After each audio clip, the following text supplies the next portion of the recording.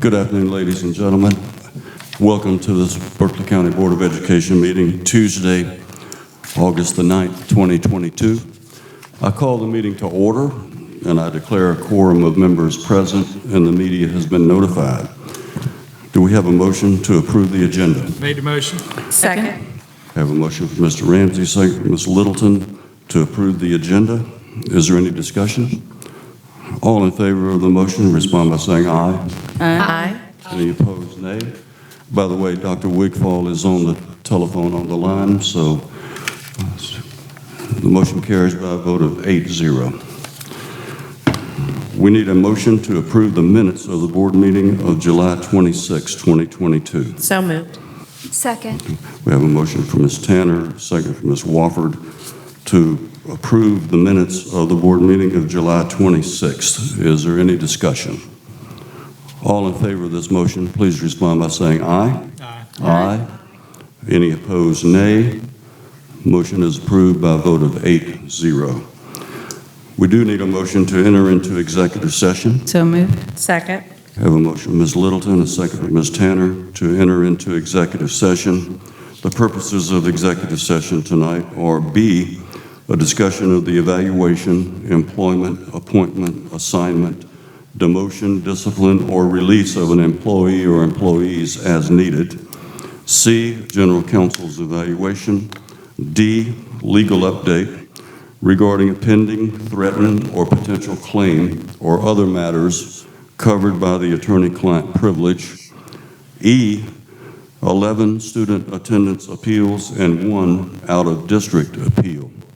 Is there any discussion? All in favor of entering into executive session, please respond by saying aye. Aye. Any opposed, nay. Motion carries by a vote of 8-0. We are in executive session.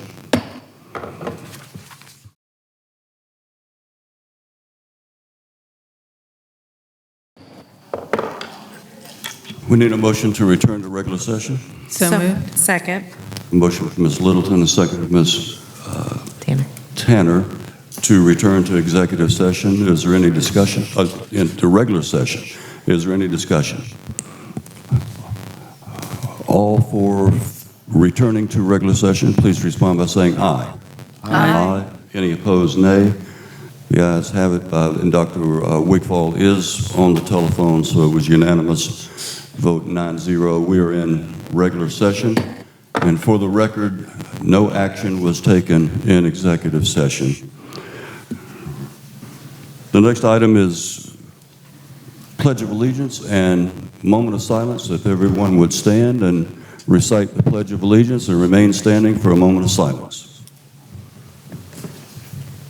I pledge allegiance to the flag of the United States of America and to the republic for which it stands, one nation, under God, indivisible, with liberty and justice for all.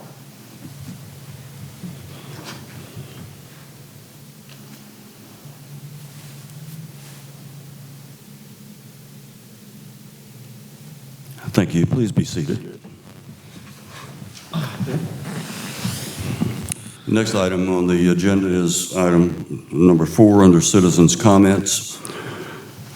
In order to conduct the meeting in an orderly and efficient manner, we ask that you honor the following guidelines. Stakeholder comments are welcomed and encouraged. However, the board will not take immediate action on public comments at this meeting. Any person wishing to address the board must register prior to the meeting. Comments must be regarding programs, policies, or procedures. Comments regarding complaints against employees other than the district-level executives or references to students other than the child of the speaker will not be heard in public session. Groups addressing the same topic should select one speaker. Comments will be limited to 3 minutes per speaker. The board chair reserves the right to allot additional time or halt public comments that do not adhere to these guidelines. Our first speaker is Mr. Frank Freeman. The issue is Introduce National Speech and Debate Association.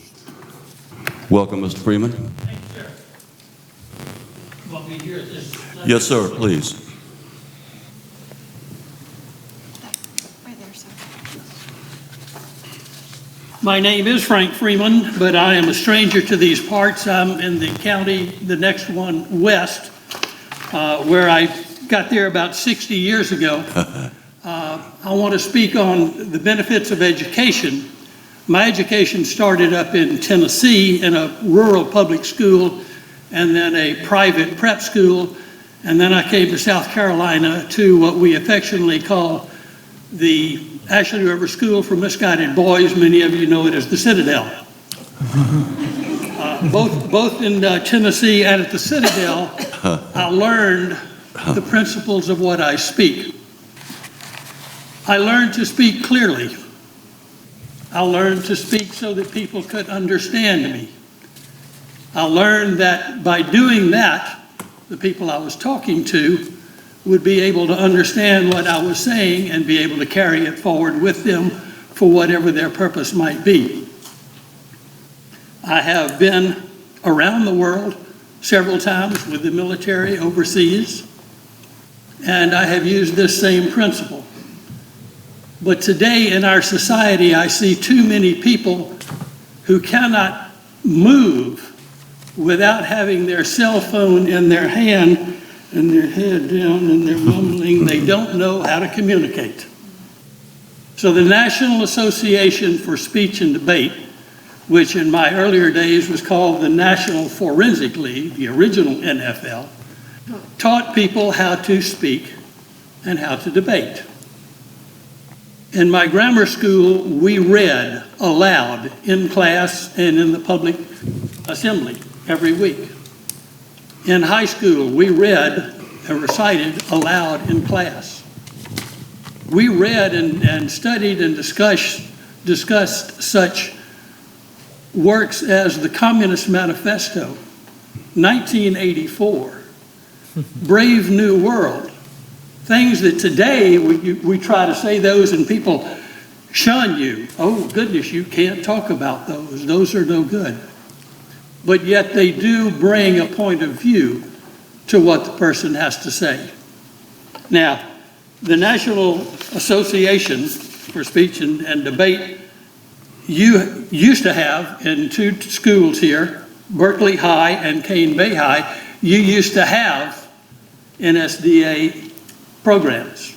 They're no longer in operation. I would encourage you to get those programs back up and working, as well as at Goose Creek, Hanahan, and Stratford. And at the Berkeley Alternative High, Berkeley County Middle College High School, Cross High, Philip Simmons High, and even maybe reach out to the people at St. John's Christian Academy. We'll extend you 30 more seconds, sir. Thank you. If we can't speak, people will not know what we want them to know. And it's time to put the students in the position of learning how to speak and answer questions. I'll be around until the meeting's over if you wish any more questions of me. Thank you for your time. Thank you, Mr. Freeman. Our next speaker will actually speak on two topics. First is Ms. Heather Hickman. The first topic is textbooks and facts and opinions. Welcome, Ms. Hickman. Thank you. Yeah, sit this here and move this. They may assist you there. I just, Thank you. Is that okay?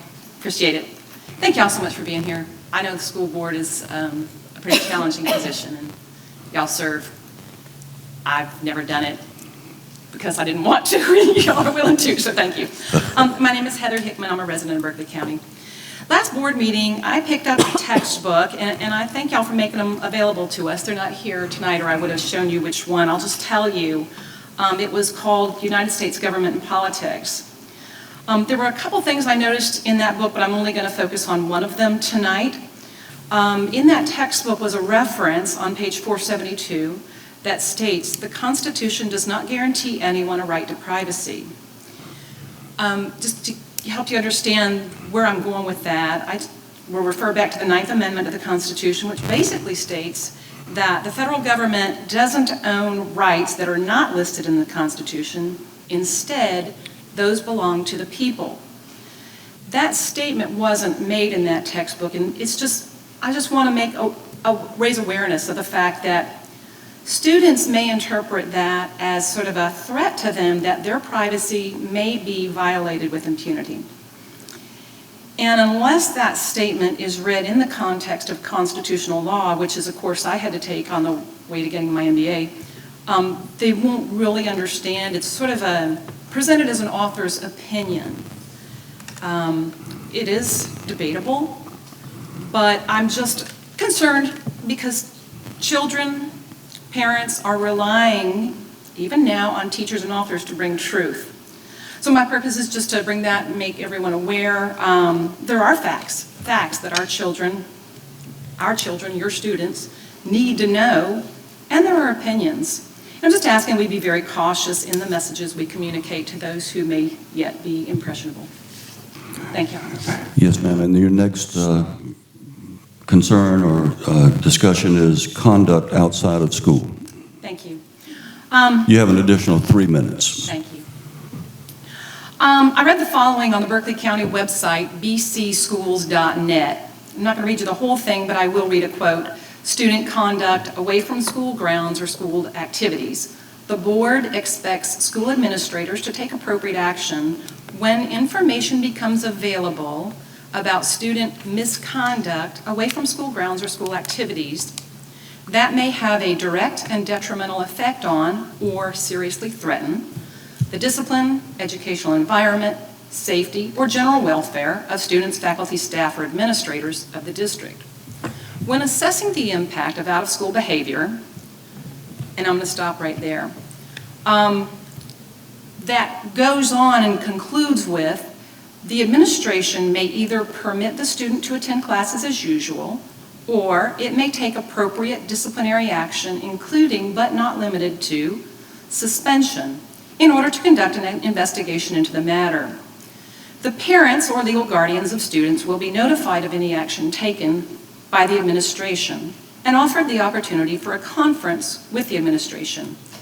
I'm just going to ask that that very last portion of offering and telling the parents what we've done and offering them a conference be revised substantially and put up much further in the process. So where I read that the administrators should take into consideration the seriousness, right at that point is when I would like to see that every effort is made to contact the parent. I appreciate the investment that y'all make in our children. And there was some discussion on that 2 weeks ago here. And I think a lot of parents feel like there's becoming a gray line between whose children they are. And they are our children. So we're just imploring you to let us know first before an investigation is launched into our children so that we can administer such discipline as appropriate, in which case one of mine would be terrified far more of me than any of you, or be their ally as needed. Thank you again for hearing me. Thank you very much, Ms. Hickman. The next item on the agenda is number 5. Any action is required for items from executive session. We do have several student attendance appeals. I'll hear a motion. Mr. Chairman, I make a motion for student appeals 3 through 9 and 11 through 13 to deny those appeals. Second. We have a motion from Ms. Tanner, second from Mr. Ramsey to deny the attendance appeals of students 3 through 9 and 11, 12, and 13. Is there any discussion? All in favor of this motion, please respond by saying aye. Aye. All opposed, nay. Nay. I believe there was a vote of Mr. McQuillan. You voted nay? Yes vote. Yes vote. The 2 to 7. motion carries by a vote of 6-2. Excuse me, 7-2. 7-2. Motion carries to deny the appeals of those students. Mr. Chairman, I also make a motion for student attendance appeal number 10 to refer back to the administration. Second. We have a motion from Ms. Tanner, a second from Mr. Ramsey to refer student appeal number 10 to the administration for review. Is there any discussion? All in favor of this motion, please respond by saying aye. Aye. All opposed, nay. Motion carries unanimously by a vote of 8-0. Mr. Chairman, I'm making it 9-0. Excuse me, 9-0. Sorry. I didn't realize she was on the phone. Mr. Chairman, I make a motion for the one and only out-of-district appeal to approve that student. We have a motion from Ms. Tanner to approve the out-of-district appeal. We have a second. Second. Second from Mr. Ramsey. Is there any discussion?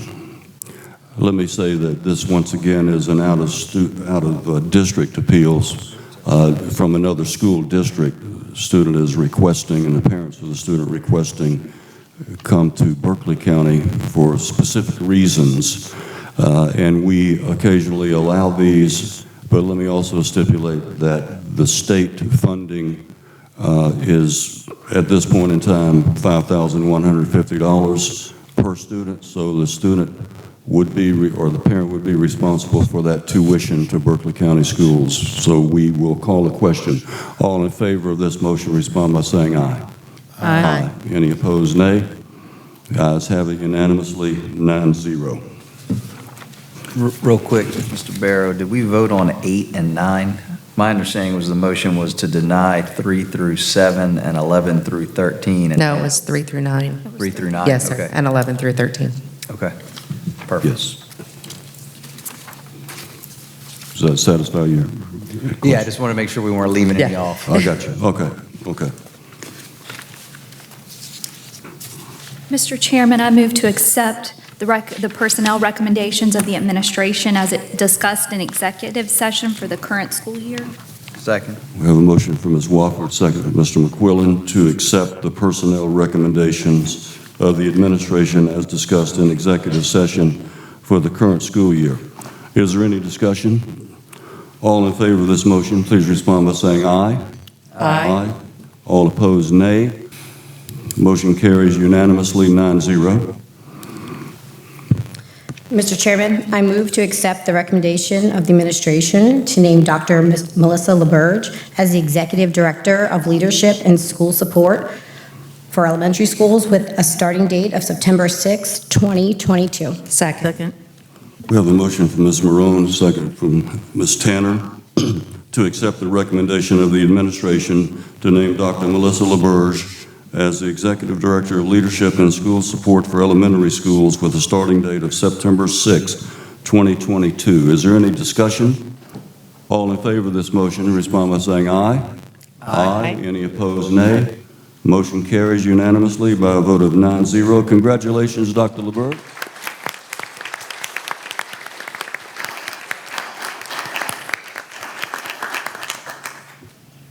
Would you like to introduce your family or whoever you... Part of the LaBerge family means I have like a whole crew, so they are all here, my in-laws and sister-in-law, brother-in-law, other brother-in-law, brother-in-law. You have the whole crew.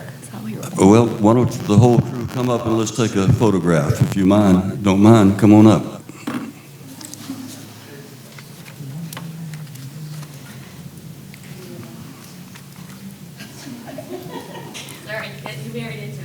I love your Westview colors.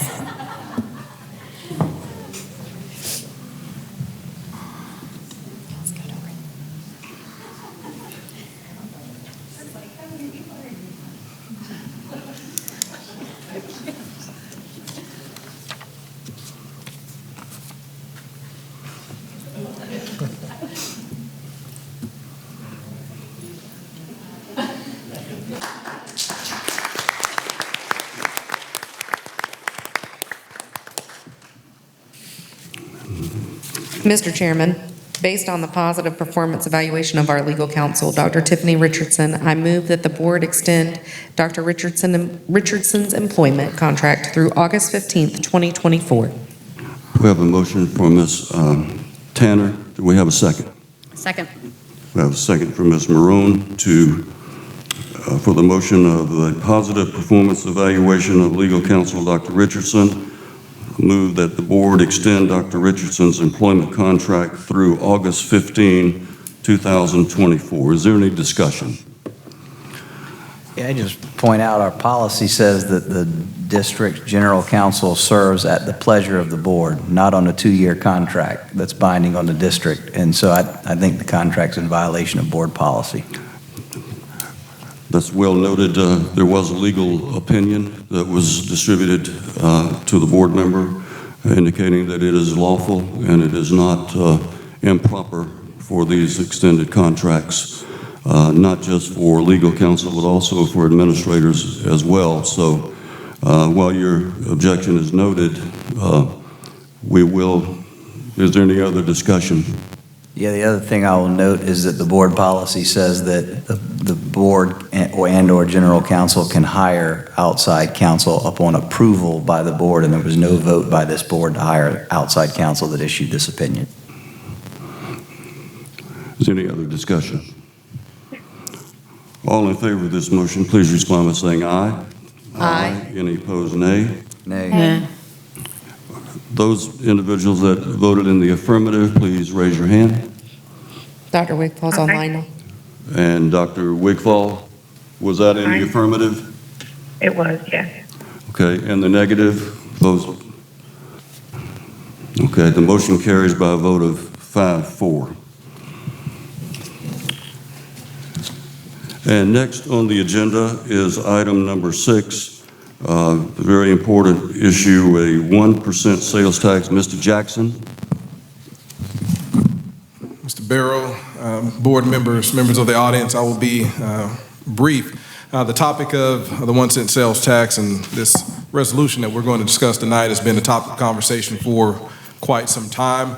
And this recent configuration of the board began these conversations back in January, where we discussed the needs of the district, the various funding options to fund those capital projects, and then our current situation.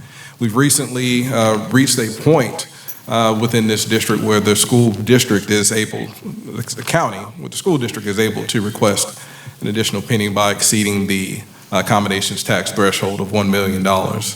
And so we've had previous discussion in January. We discussed this at the board retreat as well. We had a conversation last week as well at the board workshop.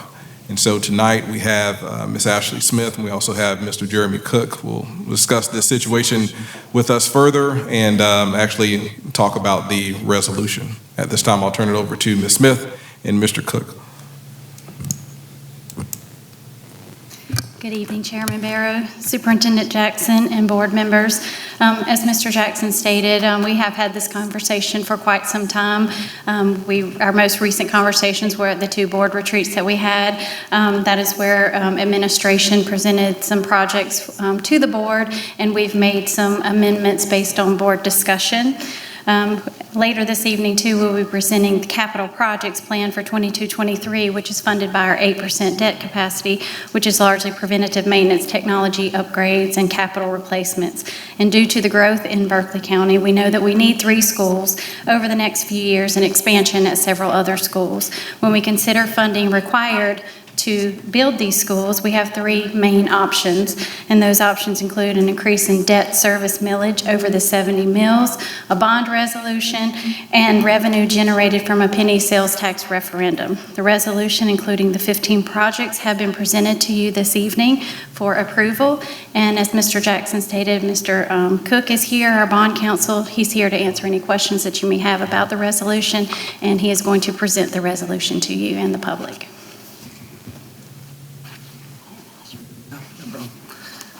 Good evening. It's good to be with you all this evening. If it suits the board, I was just going to do a high-level review of the resolution, then also read in some specific provisions into the record, and glad to answer any questions you all may have. As the superintendent noted, Berkeley County recently became eligible because of its increased amount of state accommodations taxes to use this tool for school financing. It's similar to what Charleston County School District has had in place for approximately the last 12 years. The resolution caption is to impose a 1% educational capital improvement sales and use tax within Berkeley County pursuant to the Education Capital Improvement Sales and Use Tax Act, subject to approval by referendum. to designate the specific education capital improvements to be funded with the proceeds of the sales and use tax, to provide the maximum time for which the tax will be imposed, to order a countywide referendum approving the imposition of the sales and use tax, and to prescribe the contents of the ballot question in the referendum and other matters relating thereto. I draw your attention to the form of the ballot question, which is page 3 of the resolution. Pursuant to the statute, this language is straight out of the statute. The referendum question would be, must a special 1% sales and use tax be imposed in Berkeley County for not more than 7 years, with the revenue of the tax used to pay, directly or indirectly, the cost of the following education capital improvement projects in Berkeley County? Is it possible for you to pull up the Yeah. page 3 so that the public can see, or at least the folks Yeah. that are here can see the list? Yes, sir. It's that page, yep. Yes, sir. Thank you. Yep, so this Let me is, scroll down to 15 so they can see every project. There we go. so this is the form of the ballot question itself that's on the screen now. Cost of the following educational capital improvement projects in Berkeley County. 1, construction and equipping of a K-8 school in the Nexton area. 2, construction and equipping of a K-5 school in the Jedburgh area. 3, construction and equipping of a K-8 school in the Highway 52 corridor. 4, renovation, expansion, and equipping of Berkeley High School. 5, renovation, expansion, and equipping of Cane Bay High School. 6, renovation, expansion, and equipping of Goose Creek High School. 7, renovation, expansion, and equipment of Hanahan Middle School. 8, upgrading athletic facilities at Berkeley High School. 9, upgrading athletic facilities at Cane Bay High School. 10, upgrading athletic facilities at Cross High School. 11, upgrading athletic facilities at Goose Creek High School. 12, upgrading athletic facilities at Hanahan High School. 13, upgrading athletic facilities at Philip Simmons High School. 14, upgrading athletic facilities at Stratford High School. And 15, upgrading athletic facilities at Timberland High School. This resolution authorizes the imposition of the tax for a period of not to exceed 7 years. Under the statute, the tax would go into effect 4 months after it's certified to the state that it's been approved by the electorate at the November 8th referendum. So the start date would be March 1st, 2023, and would run for the remainder of the following 7 calendar years. So it would expire December 31st, 2029. This is part of the general election, so it'd be part of the ballot. On November 8th, there's a extensive notice in the back that the Board of Voters, voter elections would run. I do point out that early voting begins this year for the first time for a general election for all elections in South Carolina. So the first date for early voting for this and all matters on the ballot this year will be October 24th at 3 in-person sites in Berkeley County, plus all the precincts on election day. I think high level, that's what is here. I'm glad to answer specific questions or provide more details if I missed anything. So, Mr. Cook, procedurally, the board will vote tonight to put this forth to the Elections Commission if it passes. If it fails, the deadline is August 15th. So if we don't pass this tonight, it won't be on the ballot in November. And if you wanted to look at it again, it would be 2 years because it has to be a general election to review it. Is that all correct information? Yes, ma'am. So if it passes tonight, we would certify to the Berkeley County Election Board by Monday, which is the deadline, and then they would certify to the State Election Board to trigger all of this for the November election. So yes, ma'am. So if the board votes tonight to approve this, we're well within the time frame to make sure that it's approved through the other criteria and also the other folks that have to approve it for the November 8 election. Yes, sir. It's all within the time frames. Yes, sir. Okay.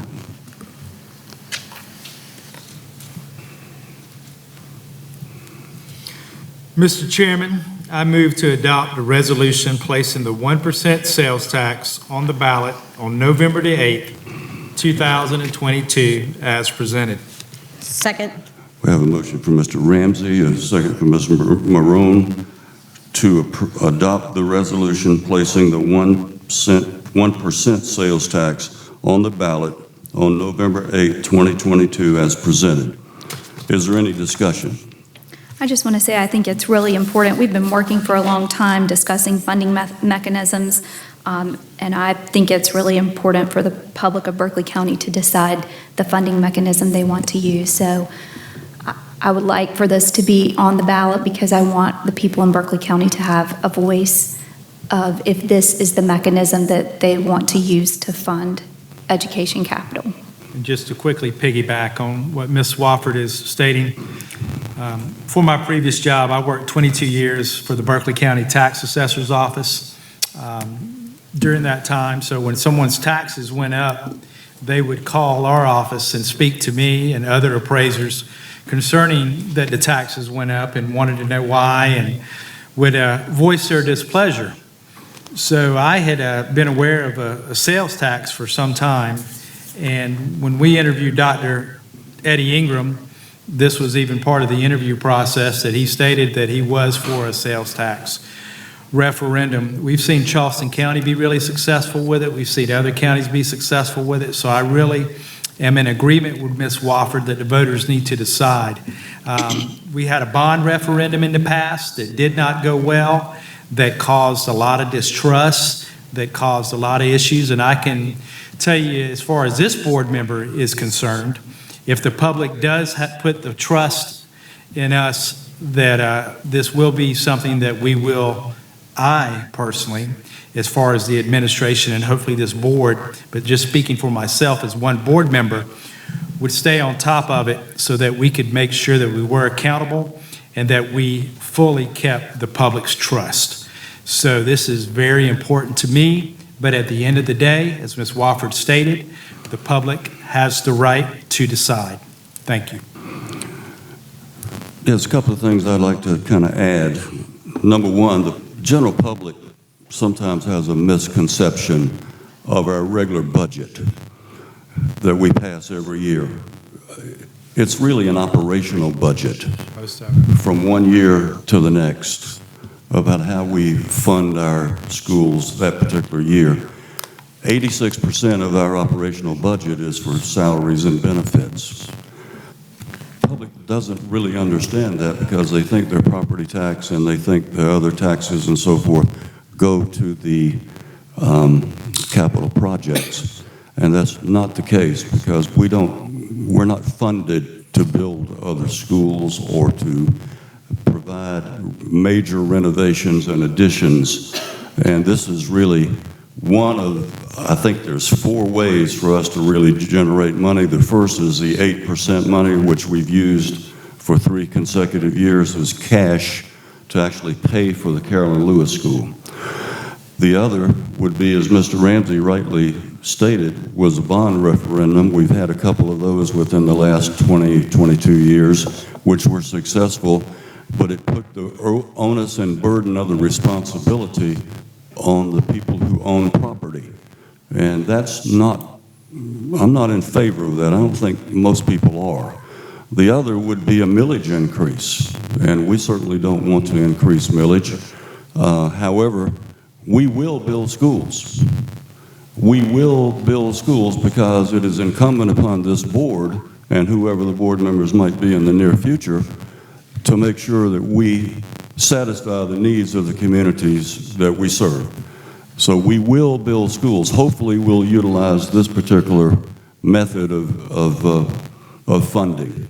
So we encourage, and we will have, let me just say this, we will have some community input, we'll have some community meetings, and we know that the growth has to be addressed. It's not just the growth in the Nexton Cane Bay area, but it's also satisfying the needs of schools, as you see there. Hanahan Middle School, a major renovation or major addition, Goose Creek High School, Cane Bay High School, Berkeley High School. All of these they're not just important, they're needed. They're necessary for the growth. So that's kind of where I was coming from, and I hope that the board, I know that this board will support this penny sales tax, and we'll do our best to make sure that we provide data and information to the public, to provide them the information that they need to make a decision that they feel is best for themselves and for their families. Is there any other discussion?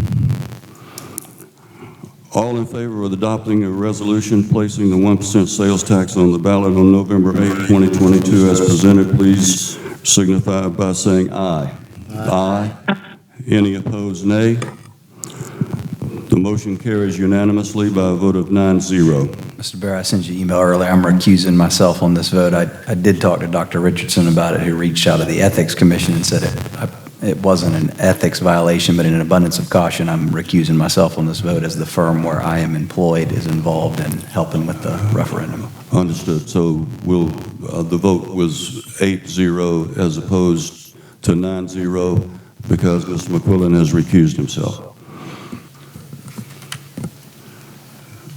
Item number 7 is committee assignments. We don't have to have any temporary committee assignments.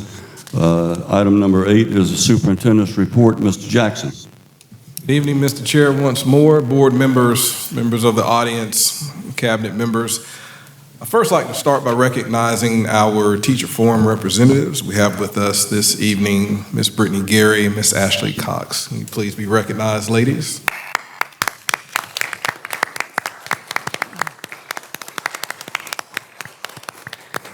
It's great to have you back, and we look forward to having you every second and fourth Tuesday of the month. Good deal. We're a little more than 3 business days out until we kick off the 2022-2023 school year. We'll be welcoming back approximately 37,000 students, and we prepare for them all summer.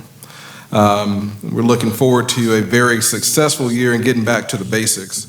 And so we'll be implementing our instructional framework to move the district forward. District-wide teaching and learning expectations as well. And we'll be expanding our security efforts to ensure that we provide safe campuses and classrooms for our students to learn and for our staff to teach.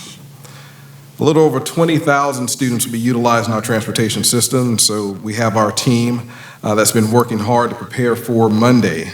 Morning bus routes have already been posted on our website, and afternoon bus routes will be posted by the end of the week. And you can find these routes on our district and school websites when you click on the transportation icon, or when you select bus routes under the student and parent tab. The first day of school is a very exciting time for us, and we're ready to partner with our parents and make this one of our best years yet. Speaking of which, please be reminded that this Saturday, August 13th, from 9 a.m. to 12 p.m., we will host our One Berkeley Back to School Festival. This festival is back after a 2-year hiatus. This is a phenomenal and fantastic community event. If you have not been, I encourage you to attend. And we're very excited to welcome our families back to the Moncks Corner Regional Recreational Center. For school supplies, community resources. There'll be school bands out there, jump castles, athletes, food trucks, and a lot of fun and excitement for our families that they've enjoyed in the past. And we'll have on hand, we'll hand out book bags that are fully packed with school supplies to our students at the festival as long as supplies last. We typically order is it 3,000 or 5,000, Brian? 3,000 to 5,000. Between 3,000 and 5,000. Book bags, so while supplies last. Please make plans to join us on Saturday, August 13th from 9 to 12 p.m. at the Moncks Corner Regional Recreation Center. Mr. Barrow, if I may, I'd like to do something a little bit different, and so please bear with me because I haven't been down there in quite some time.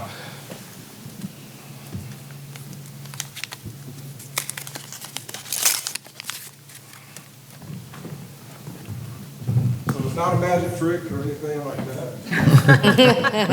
Just bear with me. Got it, no slips, trips, and falls. So I wanted to come down. There's been a lot of discussion about some of our practices and really restorative practices. And so I wanted to just have this discussion. We've had a few presentations that covered restorative practices. You heard Elaine Swain, our director of, our social worker director. She came down and she talked about what they do as a social worker department, in the social work department, and mentioned restorative practices as that's one of their key areas.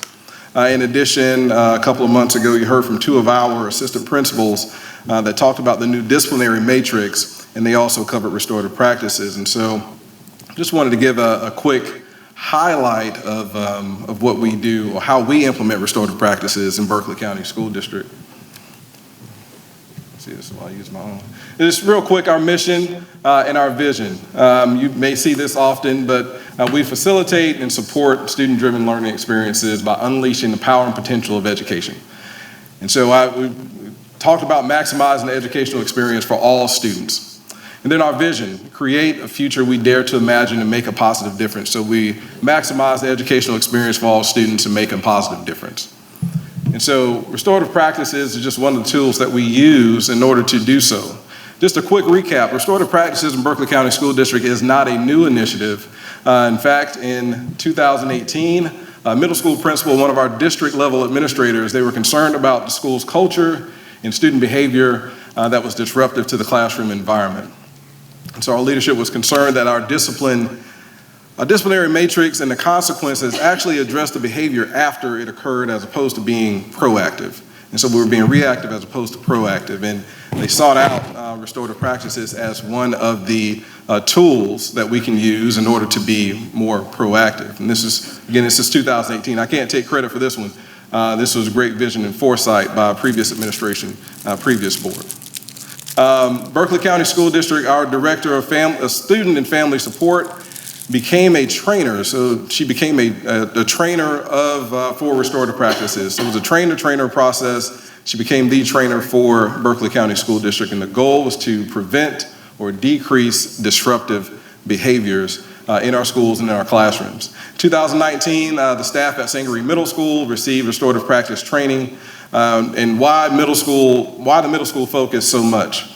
That goes to what we had, the disciplinary matrix. We presented the disciplinary matrix and it was started being created in 2021. We presented it a couple of months ago. But why the disciplinary matrix? Why the focus on the middle schools, where we were disciplining students in middle school the same way we did high school students? And so a 12-year-old sixth grader was going along the same disciplinary matrix as a 17-year-old high school junior. And so that needed to be addressed. Also, the decision-making ability for middle school students, being a former middle school principal, it is not the best at times, and they need as much guidance as possible. They need some assistance in being able to make those informed decisions, make the best choices for themselves. And so our disciplinary matrix, as I mentioned before, it didn't take away much or anything, it added. And so in addition to the consequences, it added explicit instruction and intervention. It added restorative conferences with the student and those impacted. And that asterisk is there because if those that are impacted, they don't want to participate, they're not required to participate. Restorative formal conference with the student had those impacted, and restorative formal conference with the student and the parent. And we'll get into that a little bit later. Again, it's the science of relationships and community. So what is restorative practices in Berkeley County School District? It is a school-driven and a school-led initiative. This is not a district-led initiative. It started at one school. This has been in Berkeley County School District for around about 20 plus years. This is one initiative that I've seen that it was truly a grassroots effort. It started at one school as a pilot, and it has taken off to all of the middle schools, and this was a choice by the middle schools. This was not a mandate by the administration.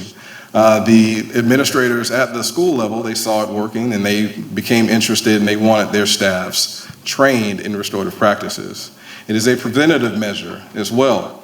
It may not prevent that initial infraction, but it's designed to prevent additional infractions. Again, this is not avoiding consequences. This is to help the students make better decisions in the future so they don't repeat the same decision-making process. It's about accountability, and not just accountability in regards to having the consequence or being suspended, being in school suspended. True accountability, acknowledging the wrong, acknowledging the poor decision, understanding how it impacted others, and moving forward and not making that decision again, being actually confronted with that poor decision. And it's student focused. It's all about the student. So again, restorative practices, it does not replace the discipline or the consequence, as I like to say. Restorative practices and discipline, they run parallel. And so it's both happening at the same time, and it's not one or the other. It is both happening at the same time. So the behavior is addressed utilizing our disciplinary procedures or the consequence, but the student is also supported with restorative practices in order to prevent reoffense or further disruption to the classroom. This is just a quick look at our data. This is not a pre and post. I am not showing this because I'm proud of the data, but the data is what it is. This is information that we have to report to the CRDC, the National Civil Rights Data Collection. And so this is information that was submitted. If you look at the number of students in the left column, on the figure to the right, it is the 2019-2020 pre-pandemic. This all of our students. And so that's 3,000 students that had in-school suspension, 2,500 students. These are actual students, not the number of suspension days that had out-of-school suspension. It's not anything to be proud of, but just showing that information, and just please keep in mind that our students, they did not come to school after March 12th, I believe it was, or March 13th, 2020. And so we're missing about 2 or 3 months worth of data. And then going back over to 2020, 2021, during the pandemic, we had about 50% of our students that were home. And so I'm not showing this to say that restorative practices, it just did a great job. What I'm showing is there is a need for additional tools, additional support for our students. These are this past year's numbers, the 21-22 expulsion numbers. Number of high school students that were expelled or recommended for expulsion, 155. Number of middle school students, 89. Elementary students, 2. That 2 is far less than the other numbers, but it's still troubling because it's 2 elementary school students. We don't even see that number. And so the objective of restorative practices is not to escape the consequences. The objective is to prevent future incidents, future infractions, future expulsions. And so that boomerang there, we recommend students for expulsion. Students may be expelled. The next year they come back to school. Why is that so consequential? If we don't address the decision-making, the choices that students are making, how they're making those choices, they come back to school and make the same choices.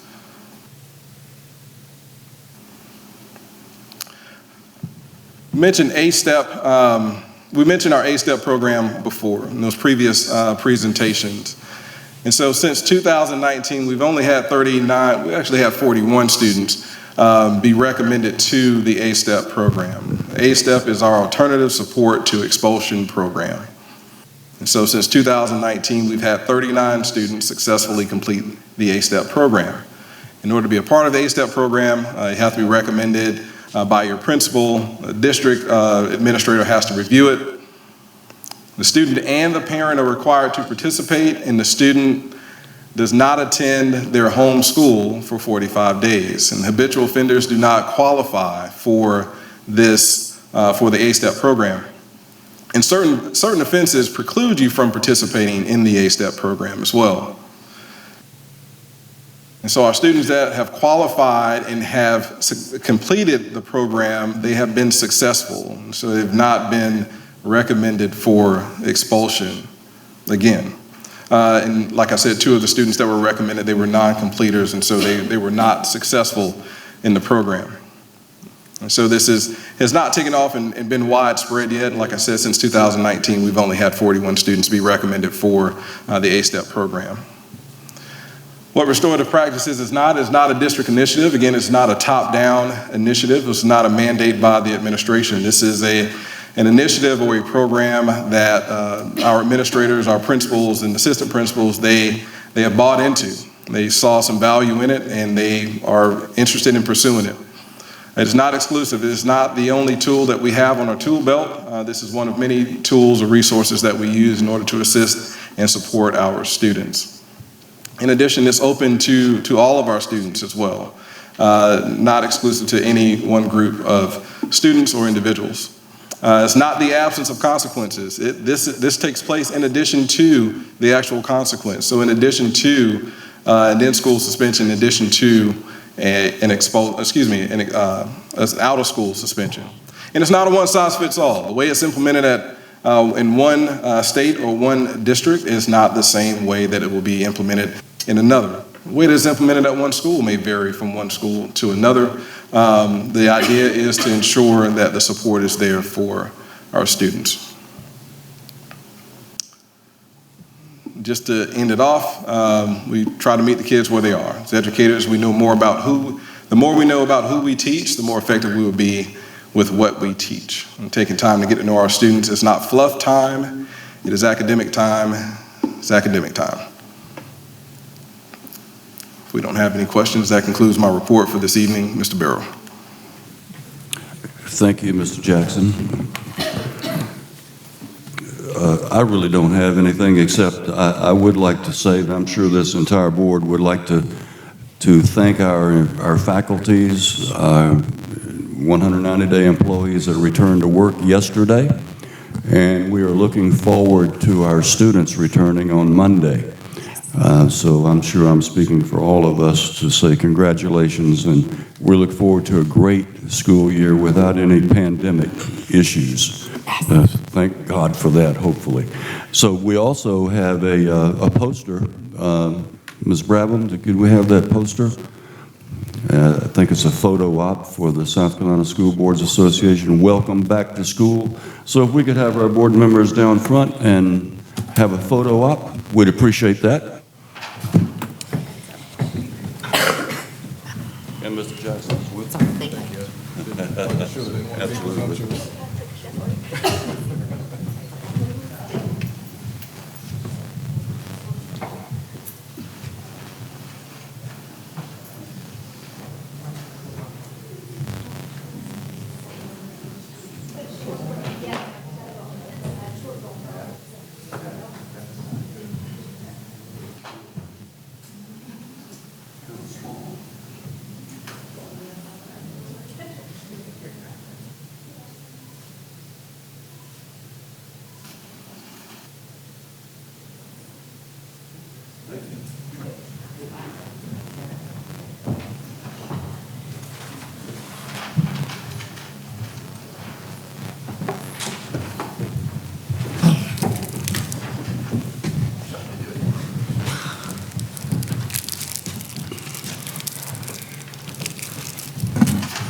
What we'll do now is entertain a motion to adjourn the regular meeting so that the committees may meet. So moved. Second. I have a motion from Ms. Tanner, second from Ms. Wofford to adjourn the regular meeting. Is there any discussion? All in favor of adjourning the regular meeting, please respond by saying aye. Aye. Any opposed, nay. Motion carries 9-0. We are adjourned from regular session. Ms. Littleton.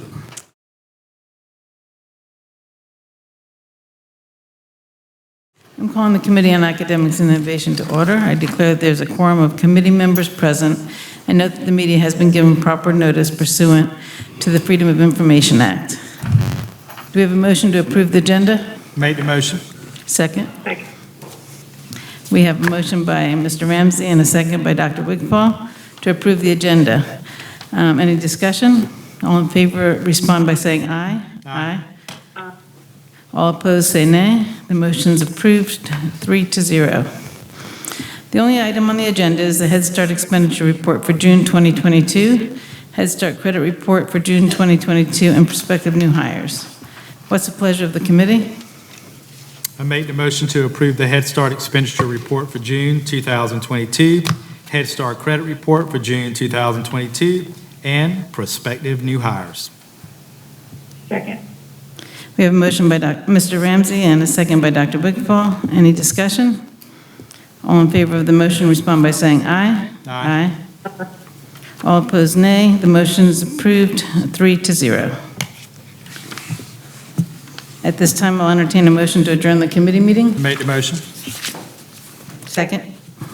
We have a motion by Mr. Ramsey and a second by Dr. Wigfall. Any discussion? All in favor of this motion respond by saying aye. Aye.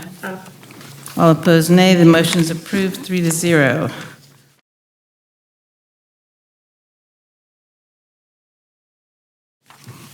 I'm calling the Committee on Finance and Capital Planning to order, and I declare there are a quorum of committee members present. Has the media been given proper notice pursuant to the Freedom of Information Act?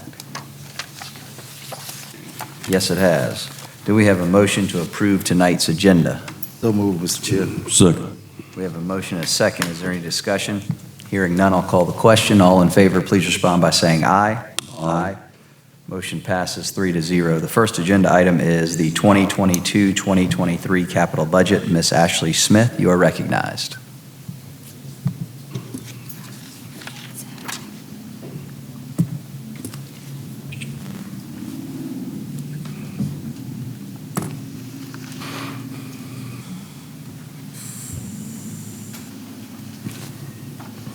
Good evening again. The 2022-2023 capital plan is funded by the 8% debt capacity at 70 mills. The board approved a resolution in June which included the new money portion to fund these projects in the amount of $48.7 million. Our financial advisors at First Tryon based this estimate off of the following assumptions: property tax revenues available, the value of a mill, a 95% collection rate, annual growth of 1.5%, maintaining a 70 mill debt service levy, FELO, and miscellaneous revenue. The chart on this slide shows our new money capacity over the next 6 years to fund our capital needs. The amount fluctuates depending on the amount of principal and interest payments that we have for existing debt. For planning and construction needs, we are budgeting $1.6 million for land, $25,000 for numerics, $1.1 million for a prototype high school. This was budgeted in a previous capital plan, and we are presenting a budget amendment to that plan later this evening. And $4.6 million in set-aside funds for our next school in Nexton, and year 3 funding for the Carolyn Lewis School in Carnes in the amount of $17 million. We also have district-wide needs and preventative maintenance, including professional facilities assessment, furniture assessments and replacements, athletic fields and court maintenance, boilers, canopies, custodial equipment, marquee signs, and door and handle replacements. We have also budgeted for electrical upgrades, vehicle replacements, fire alarms, flooring upgrades, modular units and inspections, hood cleaning, HVAC supplies and units, and GPS for vehicles. Other district-wide maintenance includes mold remediation. We're currently in year 3 of a 5-year contract. Painting, grounds, playground equipment replacements, plumbing, sidewalks, storage, tennis court maintenance, and technology, which covers devices for all students across the district. We have several school-based projects, including bleacher replacement at Berkeley High School, track replacement at Cane Bay High, auditorium upgrades at Goose Creek High School, a car loop at Howe Hall Ames, airlocks for front entrances at the Merrington schools and one at Westview Primary, a press box for Stratford High School, and a roofing project at Sedgefield Middle. In addition, we are adding a roundabout at Sangaree. We also have needs in our cafeterias at several locations, sound panels for the finance office, support for OSHA for their safety shoes program and workers' comp software, vehicles for safety and security, and replacement buses and bus cameras. And finally, the budget includes bond closing cost, a $1 million contingency, and salaries for employees directly working with capital projects and facilities. This slide consolidates all the budgeted items from the previous slides, which totals the estimated funds to be received in the amount of $48.7 million. Administration is requesting approval of the 22-23 capital plan as presented this evening. I make a motion to approve the 2022-2023 capital plan as presented. Second. We have a motion, Mr. Barrow, a second from Mr. Wright.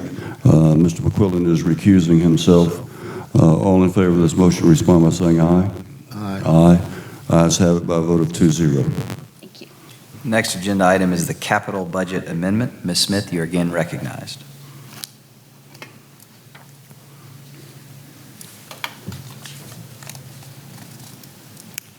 Thank you.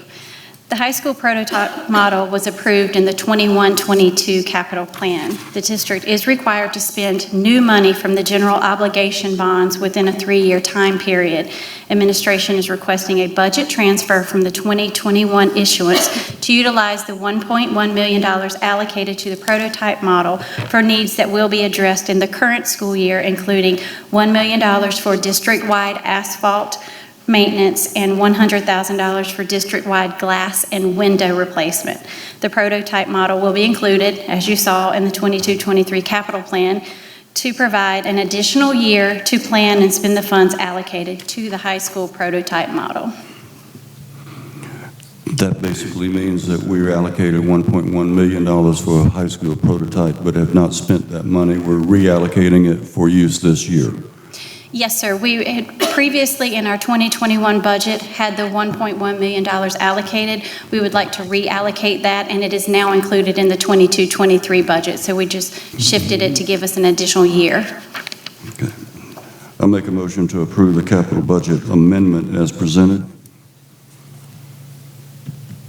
Second. We have a motion from Mr. Barrow, a second from Mr. Wright. Is there any discussion? Mr. McQuillan again is recusing himself. All in favor of this motion respond by saying aye. Aye. All opposed, nay. The motion carries 2-0. Third agenda item is IFB 661-2122 Sedgefield Middle Roof Replacement ESSER 3 rebid. Ms. Smith, you are again recognized. Thank you. I am actually going to have Marcy Abrahamson join me for the next few items for procurement.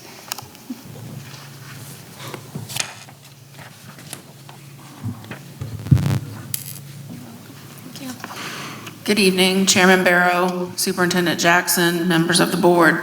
Tonight we're presenting for your consideration the award of IFB 661-2122 for the Sedgefield Middle School roofing replacement. This was in the ESSER 3 plan, and this was a rebid because we had to do some value engineering to put the bid back out because everything was overbid the first go-round. But we are recommending award to Exterior Solutions of Georgia, doing business as Bone Dry Roofing, for the base bid, and alternate number 2 for a total contract value of $2,940,600. Motion to approve. Second. We have a motion and a second. Is there any discussion? Hearing none, I'll call the question. All in favor, please respond by saying aye. Aye. All opposed, nay. Motion carries 2-1. The fourth agenda item is FPB 664-2223 Custodial Services. This is a fixed price bid that procurement conducted to secure additional resources to provide custodial services for district schools and locations that are unable to recruit and retain their custodial allocations to maintain their buildings. DuBose Cleaning Services was awarded a contract in late 2021. However, they have struggled to meet the district's demand for these services. Therefore, a fixed price contract was issued at a do not exceed price of $21 per hour. The 2 successful bidders that responded are RSG Solutions and Top Priority Maintenance Services.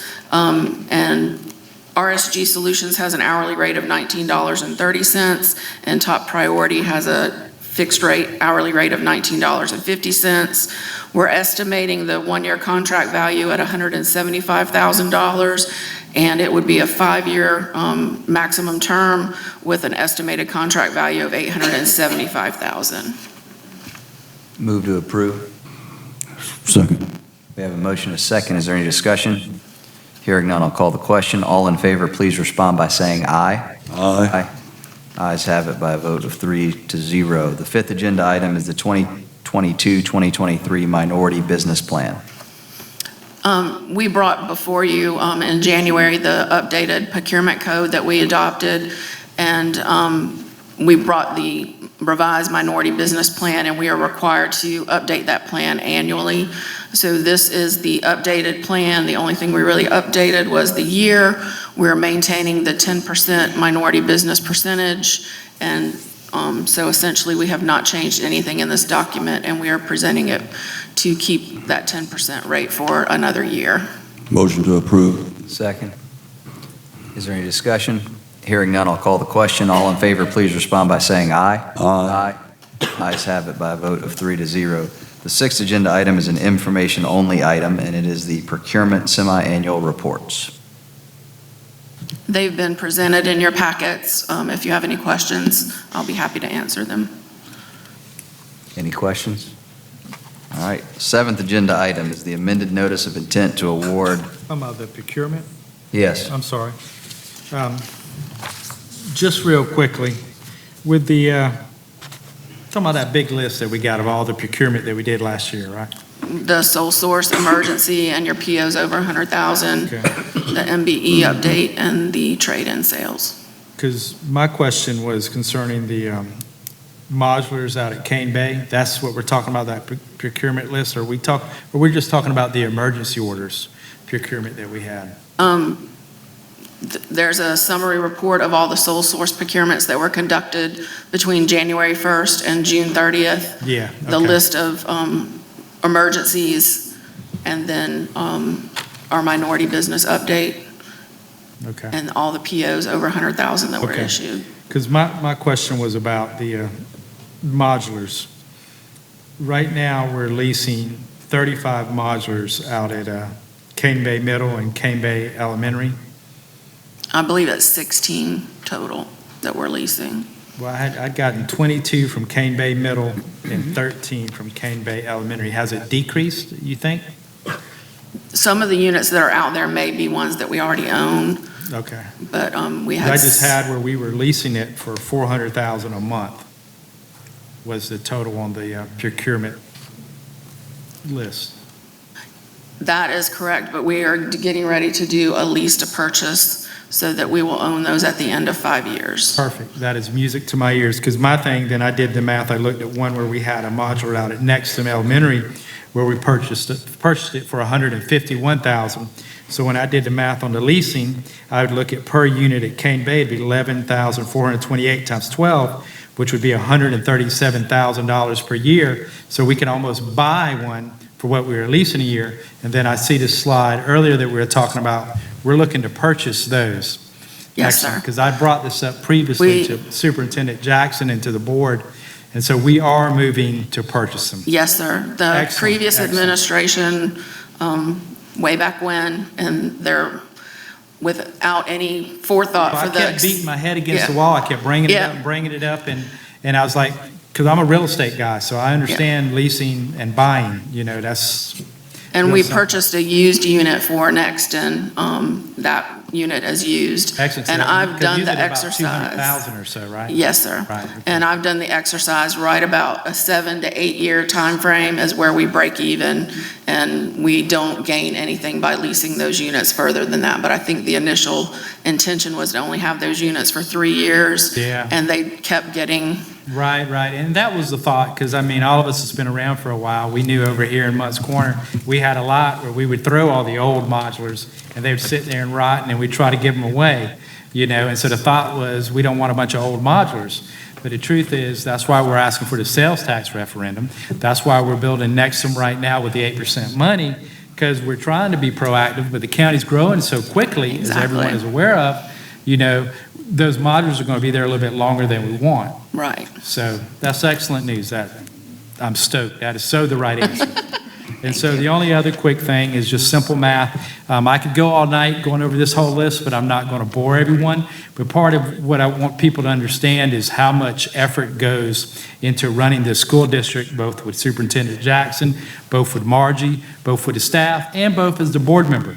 Because I was chairman of finance for 4 years, and this was a big part of my life. And so now I'm over in academic, so I'm looking at books, I'm looking at stuff that, quite frankly, I'm not very familiar with. But just simple math to understand, we purchased 5,000 Chromebooks, okay? And so the difference between purchasing 5,000 Chromebooks at, say, $392 per Chromebook versus $319 per Chromebook, the difference is $73 per Chromebook times 5,000, then you have $365,000. And that's just one item on this long list. And I could sit here and go all night on the list, and I'm not saying sometimes we get a good deal, sometimes we go high. But the purpose is that we spend millions upon millions upon millions of dollars of running this school district, of which I think, Marcy, you and your team do an excellent job. Ashley does an excellent job. But we have to stay on top of it. And we have to ask these questions, and we have to stay on it. So even some of these questions I'm asking here tonight, these are questions that the board members and myself, we ask all the time. So when you see us get up here and we're just voting yes or no, or we're going through checking off the motions, don't think that a lot of work has not gone into this by both the staff and by the board members you see sitting up here. But thank you so much, Marcy. That gets me so excited that we're moving to Bynum. Thank you. Good question. Thank you, Mr. Ramsey. Any other discussion or questions? All right, the 7th agenda item is amended notice of intent to award B with 7 zeros, 223, original Lot B. We're bringing this to you as a matter of information. This award was previously approved by the board. However, after the board approved it, our number one vendor rescinded their offer, and we had to amend the award notice, and we gave it to the second lowest bidder, which was Limehouse Produce, and that is our incumbent vendor as well. So we reissued that notice of award, and the bid tab was provided to you so you could see the pricing difference. But vendor number one was not able to support their pricing after the fact. So their pricing looks a lot lower, but in actuality, it was not realistic for them, so they had to rescind their offer. Any discussion about that? And just a quick note, that's kind of the business market we're in right now, is we're going to have that more than we would like to see. A lot of times now, even if you want to go bid out a project, what you have to do is a lot of the people will say, well, I can't even give you a solid number right now because I don't know how much this pipe or how much this lumber is going to cost later because the supply chain has gotten so messed up. So even when you see something like that, that's not necessarily that company was not able to stick to their word. It was a matter of that company was not able to get the product that they actually need. So that is the business climate that we're in. And so thank you, Marcy. You're welcome. It has been the most challenging 2 years in procurement in my 26-year history. I really appreciate you. Thank you. Next agenda item, any more discussion on that? Next agenda item is Kelly Service Rates, Child Nutrition. Thank you. Child nutrition operators are currently paid at $9.50 per hour through Kelly Subs. Administration is requesting an increase to the substitute pay for the child nutrition operators from $9.50 per hour to $12.50 per hour. Motion to approve. Second. Any discussion, questions? I have a question. So is the $9.50 per hour what we're paying the folks who are working like every day for us, or just if someone calls out and we have to replace them like a substitute teacher? Is it substitute child nutrition? That's the piece I don't understand. They can be long-term. They can be long-term? Yes, they can be long-term as well. $9.50 is extremely low, so. Yeah, my personal thought is next year, a big part is we look at the budget and we look at, we have a $100 million fund balance, which when I got on the board, I think it ended up panning out at being about 25 to 30 million. It was nowhere near $100 million. I personally, Berkeley County government, the lowest paid employee they have now is $15 an hour. So as far as my personal opinion, my belief in what I do in the business world now is I have a lot of folks that are looking to move to Berkeley County, and And a lot of times they're talking about wanting to pay someone $14, $15 an hour. Well, the truth is, there's not many people working for $15, $14 an hour. Now, being a government employee, you get a lot of good benefits, and I've been blessed to be a government employee for 25 years, and those benefits have metric value, and a lot of times they're worth more than just a dollar number.